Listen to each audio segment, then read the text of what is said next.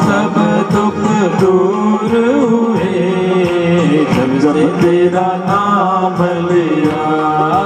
सब दुख दूर हुए जब से तेरा नाम लिया।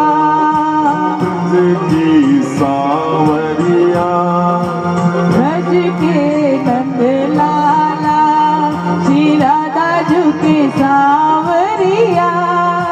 सब दुख दूर हुए जब तेरा नाम लिया। ताली की सेवा करते हुए हाँ राधे।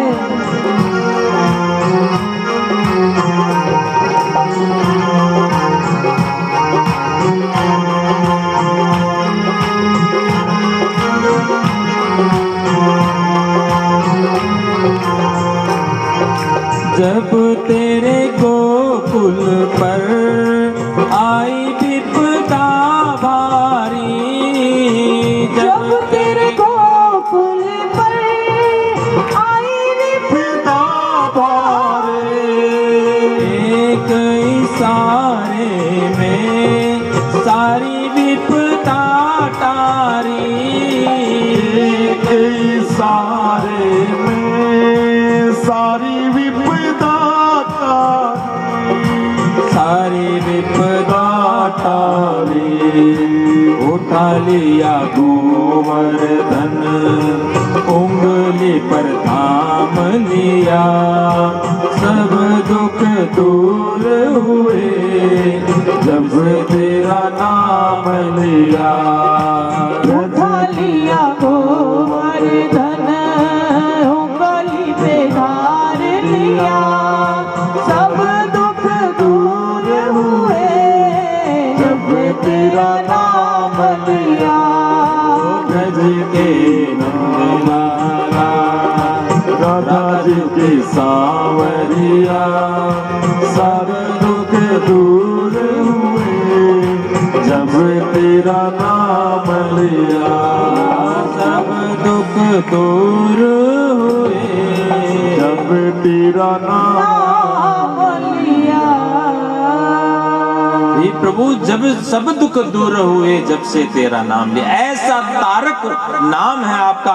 कृष्णाय वासुदेवाय हरे परमात्मने प्रणतः क्लेश नाशाय गोविंदाय नमो नमः। हर भक्तों का तो आपने दुख दूर किया है। तो माँ आप तो प्राण वल्लभा हो, आप याद करोगे तो वो कृष्ण नहीं आएंगे कि आपकी रक्षा के लिए, आपके दुखों को दूर नहीं करेंगे? बोले मैं नहीं जानती हे देवर्षि।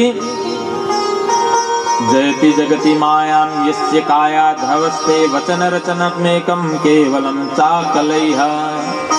ध्रुव पदमपि यातो यत्कृपातो ध्रुवोऽयं सकल कुशल पात्रं ब्रह्मपुत्रं नतास्मि। हे ब्रह्मा जी के मानसिक पुत्र, हे देवर्षि नारद, मैं आपको प्रणाम करती हूँ। आपकी जय हो, आपकी जय हो। आपके एक इशारे पर मार्गदर्शन पर चलकर प्रहलाद राक्षस का पुत्र होते भी भक्तों का आचार्य बनेगा। ध्रुव जी ने केवल 5 वर्ष की आयु में ही भगवान की प्राप्ति कर ली आपके मार्गदर्शन पर। क्या आप मेरे बालकों के लिए आप कुछ नहीं करेंगे? बोले चिंता मत करो, मैं तुम्हारे लिए भी जतन करूंगा। वेद शास्त्र उपनिषद का पाठ किया, गीता पाठेर मुहु गीता जी का तो बार बार पाठ किया, लेकिन कोई फर्क नहीं पड़ा। आकाशवाणी हुई पुरुषार्थ करो, और ये पुरुषार्थ क्या है कोई संत बताएंगे। देवर्षि विचार कर रहे हैं क्या मैं संत नहीं हूँ? क्या मैंने अभी तक जो कार्य किया है क्या ये पुरुषार्थ नहीं है? तो देखिए दवाई तो बहुत सारी है, लेकिन कौन सी बीमारी के लिए कौन सी दवाई देनी है उसका कोई विशेषज्ञ है, वही बताएगा। डॉक्टर तो बहुत है, आपको मान लो हृदय की बीमारी है और दांत के डॉक्टर के पास चले जाओ और उससे दवाई लेते रहो तो वो ठीक नहीं होगा। एक गांव की घटना है, डॉक्टर तो था उसका भाई लेकिन पशुओं का था। अचानक हार्ट में दर्द हुआ तो उसने सुआ लगा दिया। अब बता पशु का डॉक्टर के जाना है, अब बेचारा जल्दी चल बसा। तो इसलिए इसका भी विशेषज्ञ होते हैं अलग अलग। पंडित तो सब दिखते हैं पंडित, लेकिन सब अलग अलग विषय को लेकर के पंडित बने। कोई ज्योतिष का होता है, कोई कर्म कांड का होता है, कोई उपासना कांड का, कोई ज्ञान कांड का। तो इस प्रकार वेद के अलग अलग कांड हैं, अलग अलग खंड हैं, तो सब अलग अलग। जैसे 4 पुरियों में अलग अलग शंकराचार्य हैं, तो सब अलग अलग एक एक वेद के निष्णात होते हैं। तो इसी प्रकार से क्या पुरुषार्थ करना है वो तुम्हें संत बताएंगे। इसलिए देवर्षि नारद ने कहा कि हे सनकादिको, आपसे बड़ा संत कौन हो सकता है। अल्प आयु से ही, जब से आप सृष्टि में आए तभी से ही आप नाम जाप कर रहे हैं, और इतना नाम जाप किया कि जरा युष्मान न वादते, आपको काल छू भी नहीं सकता। आपकी वही आयु है, 5 वर्ष की ही आयु है, आपकी आयु बढ़ती नहीं। नाम का इतना प्रभाव है, आप बालक के बालक हैं। ये नाम के प्रभाव से आपकी आयु नहीं बढ़ रही है। आपने अपने को समय से बाहर कर लिया है। ये केवल नाम जाप की महिमा है। हरि शरणम प्रतिदिन आप जाप करते रहते हैं, हर क्षण जाप करते हैं, ये जाप की महिमा है। इसलिए आपसे बड़ा संत नहीं हो सकता। इसलिए ये ज्ञान और वैराग्य भक्ति का कल्याण किस प्रकार से होगा, आप बताइए। सनकादिक मुस्कुराए और कहने लगे, चिंता मत करो, उपाय हमारे पास है। उपाय साध्यम खलु, हमारे पास उपाय है, तुम चिंता मत करो। श्रीमद् भागवत का आयोजन करो, ज्ञान भक्ति वैराग्य पुष्ट हो जाएंगे। देवर्षि नारद ने एक पल में समझ करके बता दिया। जिस प्रकार से हम भोजन करते हैं तो ताकत भी मिलती है, तुष्टि पुष्टि संतुष्टि, इंद्रिय भी हमारे तृप्त हो जाते हैं, शरीर को बल की भी प्राप्ति हो जाती है और भूख भी मिट जाती है, तृप्ति हो जाती है भोजन करते ही। इसी प्रकार से वो उस माँ का मातृत्व पूर्ण नहीं होता जिसे संतान की प्राप्ति नहीं होती है। माँ भक्ति तो है, और भक्ति के साथ में यदि उनके संतान ज्ञान और वैराग्य नहीं है तो वो भक्ति बांझ के समान है। भक्ति के लिए ज्ञान और वैराग्य का होना आवश्यक है, तभी आप भक्ति कर पाएंगे। मीरा को जब ज्ञान हो गया कि बस मेरे आत्मा के आधार, मेरे आत्मा के पति तो गिरधर गोपाल हैं, मेरो तो गिरधर गोपाल दूसरो ना कोई। जब उसे इस बात का ज्ञान हो गया तो वैराग्य स्वतः आ गया। राजपाट छोड़ करके चल पड़ी। राजपाट में सुख होता तो क्यों छोड़ती हो, इसलिए राजपाट छोड़ करके निकल गई वो। मुझे तो अपने गिरधर गोपाल के पास जाना है। अंतिम में द्वारिकाधीश में जा करके और द्वारिकाधीश में सशरीर विलीन हो गई। बोलो बाके बिहारी लाल की जय हो। तो इसलिए ये भक्ति की महिमा है। तो भक्ति के साथ ज्ञान और वैराग्य होना नितांत आवश्यक है। तो सनकादिकों ने कहा कि ये भक्ति ज्ञान और वैराग्य तभी पुष्ट होंगे जब श्रीमद् भागवत कथा का आयोजन करोगे। बात बद्रीनाथ में हो रही है, लेकिन कथा हो रही है हरिद्वार में। आनंद वन घाट है, उस घाट में बालू की बढ़िया मंच बना दिया। अब यहाँ बालू इत्यादि इस प्रकार से होता तो उसी का मंच बनाते। अब हमें टेंट की कोई आवश्यकता नहीं। देखो छत्र के रूप में ये कदली का वृक्ष है, छाया कर रहे हैं ये वृक्ष, सुंदर बड़ी ऑक्सीजन मिल रहा है, तो हमें किस ताम झाम की आवश्यकता क्या है। आप सब तक आवाज पहुंचाने के लिए, गांव में आवाज पहुंचाने के लिए माइक की आवश्यकता पड़ी। आजकल सब थोड़ा मनोरंजन चाहते हैं, आनंद चाहते हैं, संगीत चाहते हैं, इसलिए संगीतकारों की व्यवस्था कर दी। और पहले ये सब चीज आवश्यकता नहीं होती थी, लेकिन भक्त लोग रखते थे वाद्य यंत्र वगैरह, तो संगीत की भी आवश्यकता पड़ती है। तो ये सब संगीतकार उपस्थित हैं। श्रोताओं के रूप में आप किसी जन्म में अच्छे ब्रह्म ऋषि रहे होंगे, तो आप लोग सुनने के लिए आ गए। तो यदि संसार के कार्यों से आप समय निकालना चाहें तो नहीं निकलेगा, निकालना पड़ता है, क्योंकि जब तक रहेगी जिंदगी फुर्सत न होगी काम से। कुछ समय ऐसा निकालो प्रेम करो घनश्याम से। बोलो बाके बिहारी लाल की जय। तो इसलिए आनंद वन में श्रीमद् भागवत का आयोजन हुआ। जैसे प्रथम दिन व्यतीत हुआ, दूसरा दिन व्यतीत हुआ, तो भक्ति महारानी अपने दोनों पुत्र ज्ञान और वैराग्य को लेकर के प्रकट हो गई। बोलो भक्ति महारानी की जय, महारानी की जय। भक्ति सुतौ तौ तरुणो गृहीत्वा प्रेमैक रूपा सहसा विरासी। श्री कृष्ण गोविंद हरे मुरारे नाथेति नामानि मुहुर्वदन्ति।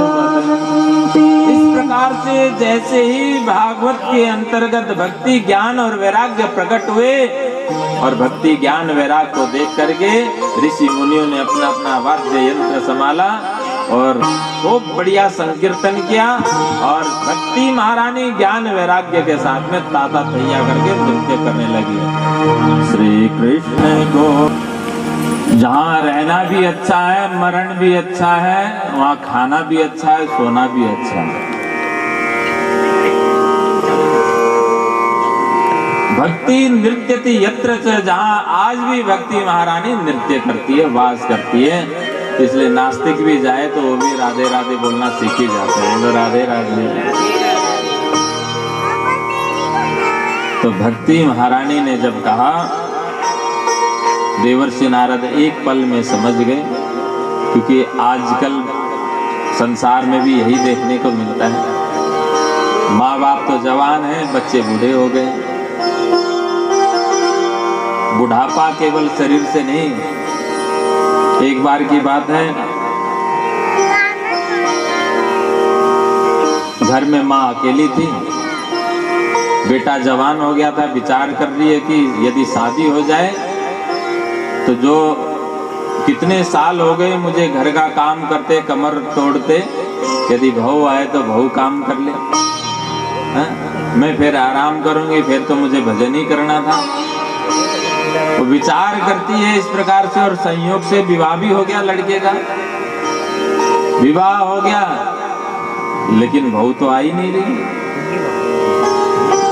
काम करने के लिए आ नहीं रही। 1 महीना व्यतीत हो गया। चल मैं तो सोच रही थी पहले, अब तो नहीं है, कोई बात नहीं, थोड़ा आराम कर ले, थकान उतार ले। 1 महीना हो गया, 2 महीना व्यतीत हो गया, लेकिन ये तो आ गया, अभी भी मेरी ही कमर टूट रही है। काम और बढ़ गया, इसके कपड़े भी धो और फिर बना के खुआओ भी। एक दिन बैठे उदास रो रही थी, तो बेटे ने पूछ लिया, माँ क्या बात हुई, क्यों रोवे है? माँ ने कहा कि बेटा देख, मैं तो भगवान से प्रार्थना कर रही थी कि तेरी जल्दी से शादी हो जाए और मुझे घर के काम काज से छुट्टी मिले, लेकिन मेरा तो काम और बढ़ गया। बोला चिंता मत कर, तू सवेरे में जल्दी उठ जाऊंगा। जब तू झाड़ू लगावा है ना सवेरे, तो मैं आके कहूंगा कि जा झाड़ू मन दे दे। तू कहिए ना मैं लगाऊंगी कि छोरा का काम होवे, तो हम थोड़ा जोर जोर से झगड़ा करेंगे तो ये उठ करके अपने आप करने लग जाएगी, पढ़ी लिखी इतनी तो समझे। बोला ठीक है बेटा। तो युक्ति निकाल करके और सुबह लड़का उठ करके आया और कहा, माँ ये बूढ़ी होगी, ये भी तेरा काम है कि यो लिया मैं करूं। बेटे ने जब झाड़ू मांगा तो माँ ने मना कर दिया और जोर जोर से चिल्लाने लगे। बोले नहीं मैं लगाऊंगी। वो कहना मैं लगाऊंगा। बहू आंख मसलते हुए आई और कहने लगी कि ये बात है, क्यों झगड़ा करने लग रहे हो भाई? अब बात बताई, बात नूह से। बहू ने कहा कि देखो मैं पढ़ी लिखी हूँ, फैसला मैं कर दूंगी। बोले कि? बोले एक दिन माँ लगाओगी, एक दिन यो लगाओगी, अब जाके फिर पढ़ी कर लियो। तो कहने का मतलब है कि माता पिता वृद्ध होते हुए आज तक घर की जिम्मेवारी को उठाए हैं, काम कर रहे हैं, लेकिन जवान जवान बच्चे सो रहे होते हैं। तो कौन जवान हुआ? तो इसलिए भक्ति महारानी ने कहा कि ये कलयुग की ये विडंबना है कि माँ तो जवान है और बच्चे बूढ़े हो गए हैं, कि हे देवर्षि आप ही कुछ समाधान निकालिए, आप ही हम सभी पर कृपा कीजिए। क्योंकि मैं बहुत दुखी हो चुकी हूँ। बच्चों को अधमरा देख करके, इस स्थिति में देख करके मैं बहुत दुखी हो चुकी हूँ, इसलिए आप कृपा करो। देवर्षि नारद ने कहा कि हे भक्ति महारानी, आपको चिंतित होने की आवश्यकता नहीं, दुखी होने की आवश्यकता नहीं है, क्योंकि स कृष्ण क्वापिनो गतः, जो कौरवों की कुत्सित सभा से जिसने द्रौपदी की रक्षा की, दुखों से टारा है, तो वो श्री कृष्ण कहीं चले नहीं गए, आज भी हमारे मध्य है। प्रेम से पुकारे, श्री कृष्ण चरणाम भोज दुख स्मरम गमिष्यति। हे माँ, श्री कृष्ण के चरणों का ध्यान कर, सारे दुख दूर हो जाएंगे। ब्रज के नंद लाला, श्री राधा जू के सांवरिया, सब दुख दूर हुए जब से तेरा नाम लिया। ओ ब्रज के नंद लाला, राधा जी के सांवरिया, सब दुख दूर हुए जब से तेरा नाम लिया। सब दुख दूर हुए जब से तेरा नाम लिया। सब दुख दूर हुए जब से तेरा नाम लिया। की सांवरिया, ब्रज के नंद लाला, श्री राधा जू के सांवरिया, सब दुख दूर हुए जब तेरा नाम लिया। ताली की सेवा करते हुए, हाँ राधे।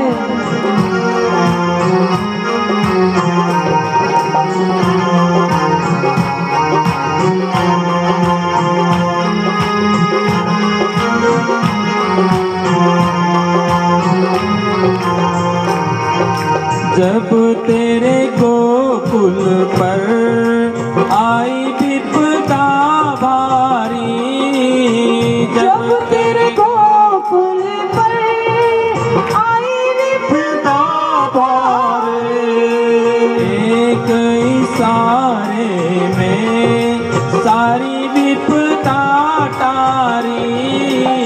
एक इशारे में सारी विपदा सारी विपदा टाली। उठा लिया गोवर्धन, उंगली पर थाम लिया, सब दुख दूर हुए जब तेरा नाम लिया। उठा लिया गोवर्धन, उंगली पे धार लिया, सब दुख दूर हुए जब तेरा नाम लिया। ब्रज के नंदलाला, राधा जी की सांवरिया, सब दुख दूर हुए जब तेरा नाम लिया। सब दुख दूर हुए जब तेरा नाम लिया। हे प्रभु, जब सब दुख दूर हुए जब से तेरा नाम लिया। ऐसा तारक नाम है आपका, कृष्णाय वासुदेवाय हरे परमात्मने प्रणतः क्लेश नाशाय गोविंदाय नमो नमः। हर भक्तों का तो आपने दुख दूर किया है। तो माँ, आप तो प्राण बल्लभा हो, आप याद करोगे तो वो कृष्ण नहीं आएंगे कि आपकी रक्षा के लिए, आपके दुखों को दूर नहीं करेंगे? बोले मैं नहीं जानती हे देवर्षि, जयति जगति मायां यस्य काया धवस्ते वचन रचनमेकं केवलं चाकलैः। ध्रुव पदमपि यातो यत्कृपातो ध्रुवोऽयं सकल कुशल पात्रं ब्रह्मपुत्रं नतास्मि। हे ब्रह्मा जी के मानसिक पुत्र, हे देवर्षि नारद, मैं आपको प्रणाम करती हूँ। आपकी जय हो, आपकी जय हो। आपके एक इशारे पर, मार्गदर्शन पर चलकर प्रहलाद राक्षस का पुत्र होते भी भक्तों का आचार्य बनेगा। ध्रुव जी ने केवल 5 वर्ष की आयु में ही भगवान की प्राप्ति कर ली आपके मार्गदर्शन पर। क्या आप मेरे बालकों के लिए आप कुछ नहीं करेंगे? बोले चिंता मत करो, मैं तुम्हारे लिए भी जतन करूंगा। वेद शास्त्र उपनिषद का पाठ किया, गीता पाठेर मुहु, गीता जी का तो बार बार पाठ किया, लेकिन कोई फर्क नहीं पड़ा। आकाशवाणी हुई पुरुषार्थ करो, और ये पुरुषार्थ क्या है कोई संत बताएंगे। देवर्षि विचार कर रहे हैं, क्या मैं संत नहीं हूँ? क्या मैंने अभी तक जो कार्य किया है, क्या ये पुरुषार्थ नहीं है? तो देखिए दवाई तो बहुत सारी है, लेकिन कौन सी बीमारी के लिए कौन सी दवाई देनी है उसका कोई विशेषज्ञ है, वही बताएगा। डॉक्टर तो बहुत है, आपको मान लो हृदय की बीमारी है और दांत के डॉक्टर के पास चले जाओ और उससे दवाई लेते रहो तो वो ठीक नहीं होगा। एक गांव की घटना है, डॉक्टर तो था उसका भाई, लेकिन पशुओं का था। अचानक हार्ट में दर्द हुआ तो उसने सुआ लगा दिया। अब बता पशु का डॉक्टर के जाने, अब बेचारा जल्दी चल बसा। तो इसलिए इसका भी विशेषज्ञ होते हैं अलग अलग। पंडित तो सब दिखते हैं पंडित, लेकिन सब अलग अलग विषय को लेकर के पंडित बने। कोई ज्योतिष का होता है, कोई कर्म कांड का होता है, कोई उपासना कांड का, कोई ज्ञान कांड का। तो इस प्रकार वेद के अलग अलग कांड हैं, अलग अलग खंड हैं, तो सब अलग अलग। जैसे 4 पुरियों में अलग अलग शंकराचार्य हैं, तो सब अलग अलग एक एक वेद के निष्णात होते हैं। तो इसी प्रकार से क्या पुरुषार्थ करना है वो तुम्हें संत बताएंगे।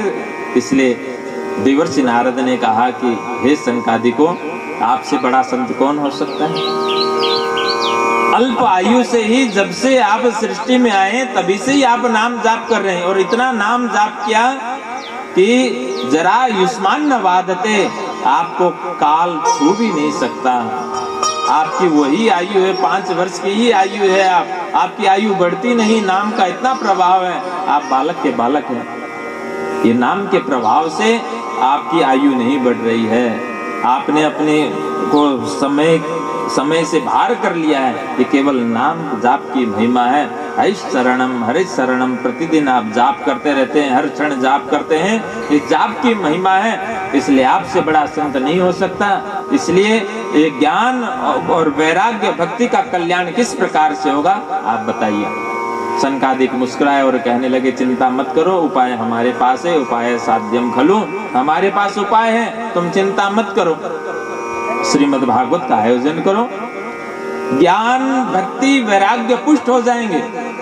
देवर्षि नारद ने एक पल में समझ करके बता दिया, जिस प्रकार से हम भोजन करते हैं तो ताकत भी मिलती है, तुष्टि पुष्टि संतुष्टि, इंद्रिय भी हमारे तृप्त हो जाते हैं, शरीर को बल की भी प्राप्ति हो जाती है और भूख भी मिट जाती है, तृप्ति हो जाती है भोजन करते ही। इसी प्रकार से वो उस माँ का मातृत्व पूर्ण नहीं होता जिसे संतान की प्राप्ति नहीं होती है। माँ भक्ति तो है, और भक्ति के साथ में यदि उनके संतान ज्ञान और वैराग्य नहीं है तो वो भक्ति बांझ के समान है। भक्ति के लिए ज्ञान और वैराग्य का होना आवश्यक है, तभी आप भक्ति कर पाएंगे। मीरा को जब ज्ञान हो गया कि बस मेरे आत्मा के आधार, मेरे आत्मा के पति तो गिरधर गोपाल हैं, मेरो तो गिरधर गोपाल दूसरो ना कोई। जब उसे इस बात का ज्ञान हो गया तो वैराग्य स्वतः आ गया, राजपाट छोड़ करके चल पड़ी। राजपाट में सुख होता तो क्यों छोड़ती हो? इसलिए राजपाट छोड़ करके निकल गई वो। मुझे तो अपने गिरधर गोपाल के पास जाना है। अंतिम में द्वारिका देश में जा करके और द्वारिका देश में सशरीर विलीन हो गई। बोलो बाके बिहारी लाल की। तो इसलिए ये भक्ति की महिमा है। तो भक्ति के साथ ज्ञान और वैराग्य होना नितांत आवश्यक है। तो शंकादिकों ने कहा कि ये भक्ति ज्ञान और वैराग्य तभी पुष्ट होंगे जब श्रीमद् भागवत कथा का आयोजन करोगे। बात बद्रीनाथ में हो रही है, लेकिन कथा हो रही है हरिद्वार में। आनंद वन घाट है, उस घाट में बालू की बढ़िया मंच बना दिया, अब यहाँ बालू इत्यादि इस प्रकार से होता तो उसी का मंच बनाते। अब हमें टेंट की कोई आवश्यकता नहीं। देखो छत्र के रूप में ये कदली का वृक्ष है, छाया कर रहे हैं ये वृक्ष, सुंदर बड़ी ऑक्सीजन मिल रहा है, तो हमें किस ताम झाम की आवश्यकता क्या है। आप सब तक आवाज पहुंचाने के लिए, गांव में आवाज पहुंचाने के लिए माइक की आवश्यकता पड़ी। आजकल सब थोड़ा मनोरंजन चाहते हैं, आनंद चाहते हैं, संगीत चाहते हैं, इसलिए संगीतकारों की व्यवस्था कर दी। और पहले ये सब चीज आवश्यकता नहीं होती थी, लेकिन भक्त लोग रखते थे वाद्य यंत्र वगैरह, तो संगीत की भी आवश्यकता पड़ती है, तो ये सब संगीतकार उपस्थित हैं। श्रोताओं के रूप में आप किसी जन्म में अच्छे ब्रह्म ऋषि रहे होंगे, तो आप लोग सुनने के लिए आ गए। तो यदि संसार के कार्यों से आप समय निकालना चाहें तो नहीं निकलेगा, निकालना पड़ता है, क्योंकि जब तक रहेगी जिंदगी फुर्सत न होगी काम से। कुछ समय ऐसा निकालो प्रेम करो घनश्याम से। बोलो बाके बिहारी लाल की जय। तो इसलिए आनंद वन में श्रीमद् भागवत का आयोजन हुआ। जैसे प्रथम दिन व्यतीत हुआ, दूसरा दिन व्यतीत हुआ, तो भक्ति महारानी अपने दोनों पुत्र ज्ञान और वैराग्य को लेकर के प्रकट हो गई। बोलो भक्ति महारानी की जय, महारानी की जय। भक्ति सुतौ तौ तरुणो गृहीत्वा प्रेमैक रूपा सहसा विरासी। श्री कृष्ण गोविंद हरे मुरारे नाथेति नामानि मुहुर्वदन्ति।